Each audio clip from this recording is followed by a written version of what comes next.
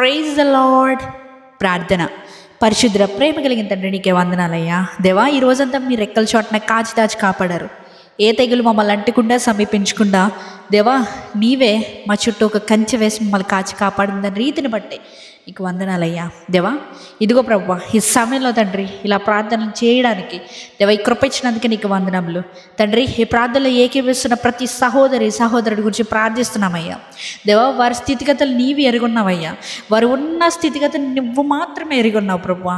వారు ఏ నొప్పిని ఎలా ఫీల్ అవుతున్నారో నీకు తప్ప ఇంకెవరికి తెలియదయ్యా.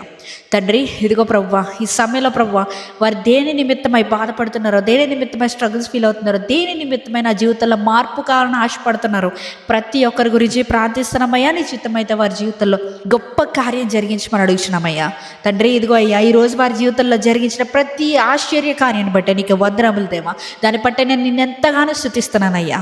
తండ్రి, ఇదిగో ప్రభు, రిటర్న్ టు రివైని దీవించండి, ఆశీర్వదించండి. ఇంకా అంచెలంచెలుగా ఎవరికి నీ సువార్త అందాను ఆశపడుతున్న ప్రతి ఒక్కరికి ప్రభువా ఈ గాస్పల్ని అందచేయమని అడుగుతున్నామయ్యా. తండ్రి, ఇదిగో ప్రభువా, ఈ ప్రార్థనలో ప్రభువా ఏకీభవిస్తున్న నా జీవితంలో నా దేవుడు కార్యం జరిగిస్తాడు అనే విశ్వాసంతో ఎదురు చూస్తున్న ప్రతి ఒక్కరి జీవితంలో నువ్వే కార్యం జరిగించమని అడుగుతున్నామయ్యా.